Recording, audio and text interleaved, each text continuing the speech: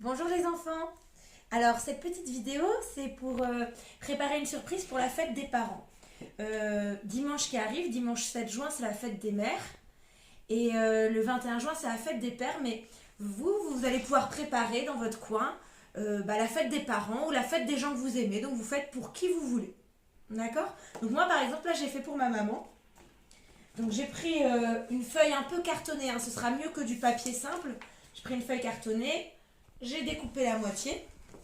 Et donc là j'ai dessiné le portrait de ma maman. Je me suis aidée des vidéos là que je vous avais envoyées.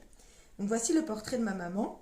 J'ai écrit avec ma plus jolie écriture Bonne fête maman. Regardez bien le modèle pour recopier correctement.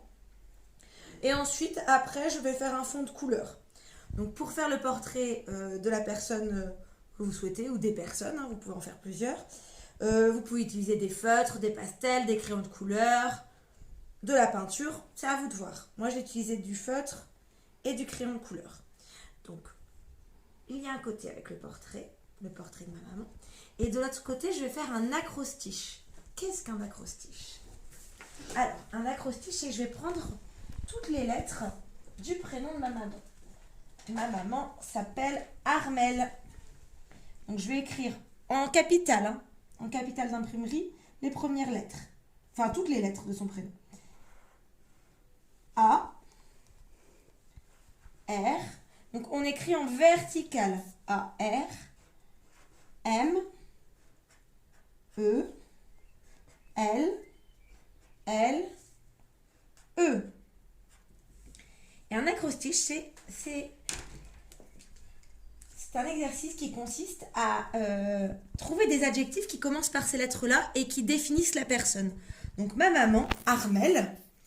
Alors en A, il va falloir que je trouve des adjectifs, donc des mots pour la décrire. Des mots positifs, évidemment, hein, c'est sa fête. Hein. Je ne vais pas dire qu'elle est râleuse, par exemple, pour le R. Non, alors qu'elle l'est pourtant. Alors je vais trouver des adjectifs positifs. Avec un A, je pourrais dire aimante. Parce que, ça marche pas bien celui-là. Aimante, parce qu'elle nous aime beaucoup. Aimante. J'aurais pu trouver adorable, attachante. En R, donc râleuse, je vais pas le mettre.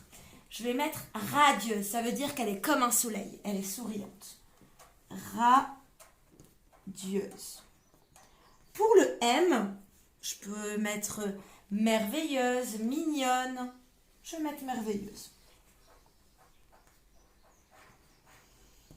Merveilleuse. Pour le E, je pourrais mettre étincelante, éblouissante, épatante. Je vais mettre étonnante, parce qu'elle nous fait des sacrées surprises parfois. En L,